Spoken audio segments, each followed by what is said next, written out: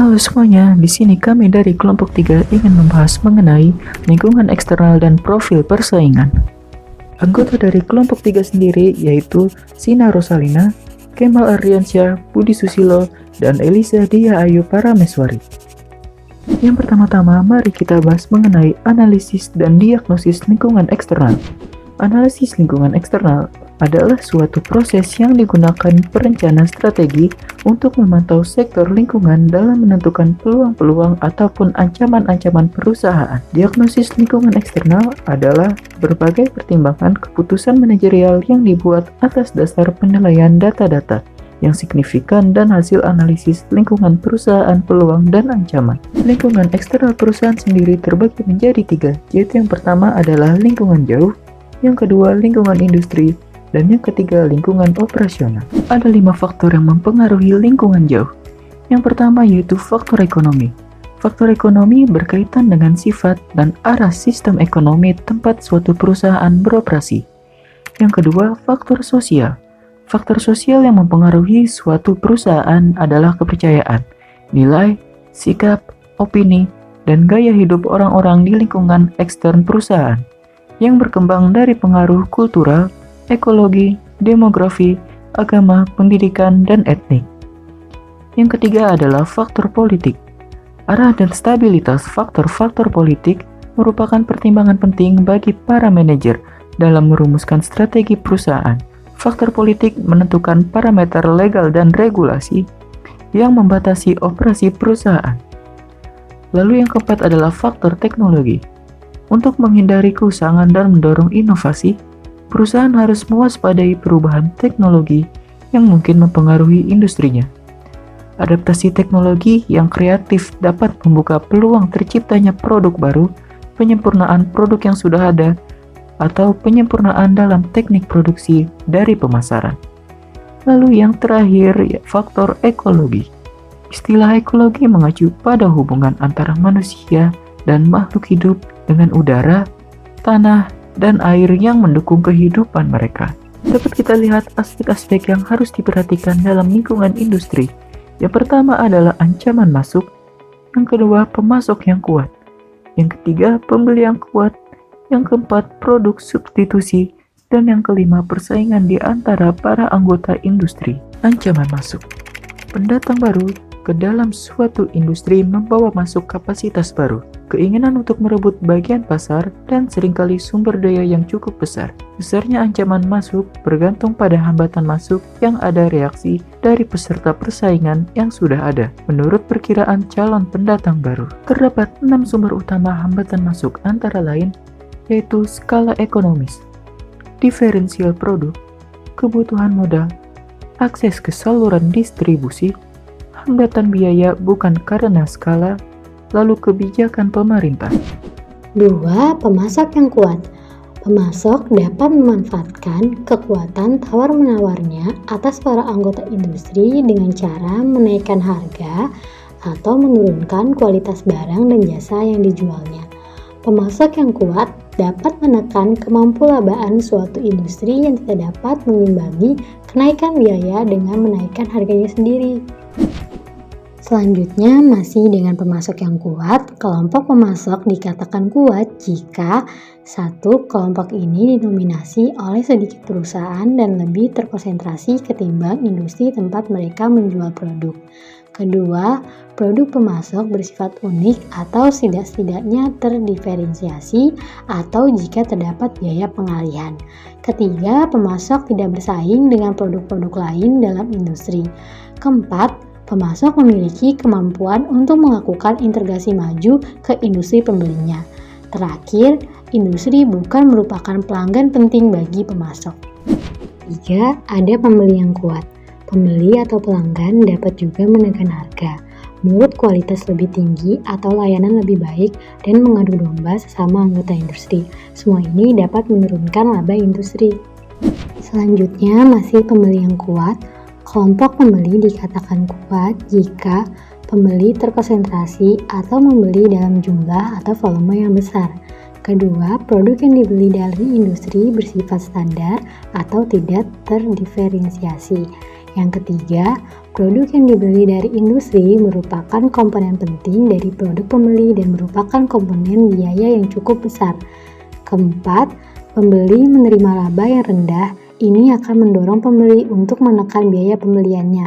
Dan yang terakhir, produk industri tidak penting bagi kualitas produk atau jasa pembeli. Bila kualitas produk pembeli sangat dipengaruhi oleh produk industri, umumnya pembeli akan kurang peka harga.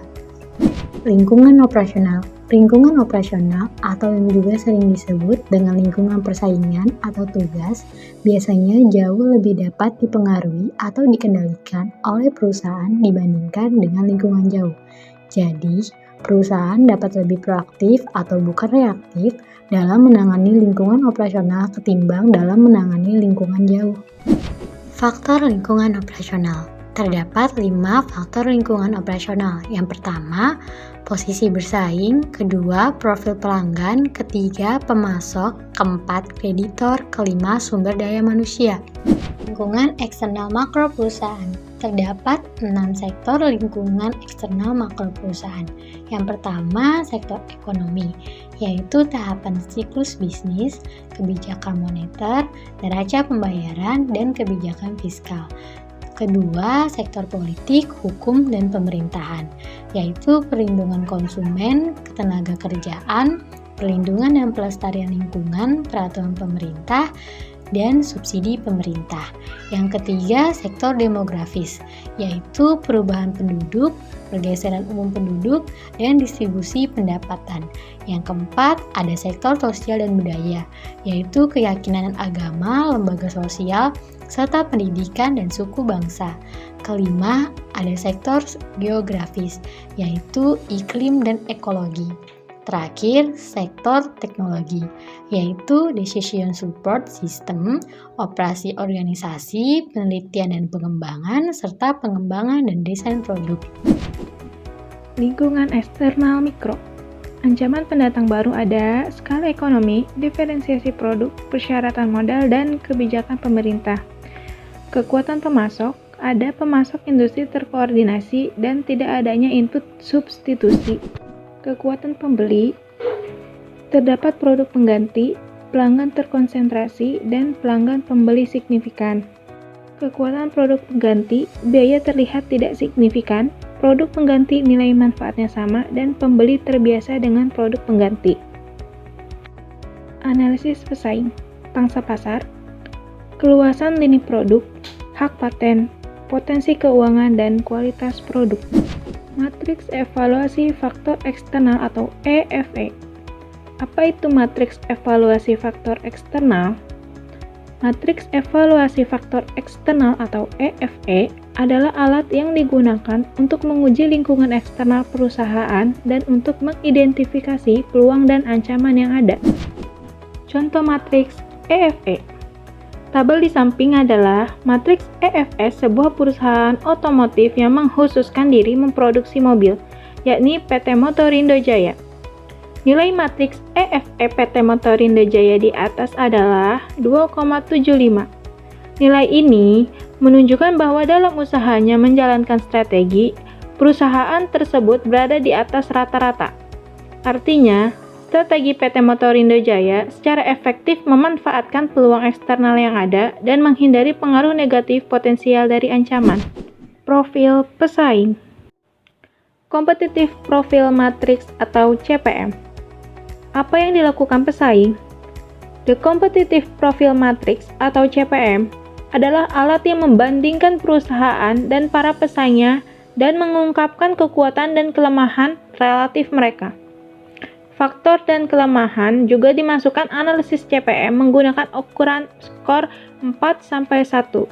Sangat kuat, kuat, lemah, dan sangat lemah. Di sini ada contoh matriks CPM dari 2 produk yaitu Indomie dan mie sedap. Kritikal sukses faktornya ada 1 iklan, 2 kualitas produk, 3 inovasi produk, 4 harga pesaing, 5 loyalitas pelanggan, 6 ekspansi global, 7 ketersediaan bahan baku, dan 8 distribusi penjualan. Dari 2 produk, mempunyai rating dan skor bobot yang dijumlah totalnya adalah Indomie 3,8 yaitu menuju sangat kuat dan mie sedap 2,7 yaitu menuju kuat. Analisis CPM-nya berdasarkan hasil analisis matriks pada Indofood Indomie dan Wings Food mie sedap, maka diperoleh bahwa skor total Indomie lebih baik dibandingkan mie sedap. The Five Force Model of Competition. Menurut Five Force Model ada 5 hal yang dapat menentukan tingkat persaingan dan daya tarik pasar dalam suatu industri, yaitu threat of new entrants, bargaining powers of buyers, threat of substitutes, bargaining power of suppliers, competitive rivalry within the industry. Hal-hal yang perlu diketahui dari pesaing adalah tentang 1. Promosi yang dijalankan, 2. Harga yang ditawarkan, 3. Rencana kegiatan pesaing ke depan, 4. Saluran distribusi atau lokasi cabang yang dipunyai, 5. Kelengkapan, kualitas, desain, dan bentuk produk. Untuk dapat memantau aktivitas pemasaran pesaing, terdapat istilah, yaitu penganalisis pesaing. Kegiatan ini meliputi sebagai berikut: mengenal pesaing, analisis kemampuan dan kelemahan pesaing, pengenalan strategi pesaing, pengenalan akibat pesaing, strategi menjumpai pesaing, menentukan sasaran pesaing. Sekian dari presentasi kelompok kami, kelompok 3. Terima kasih.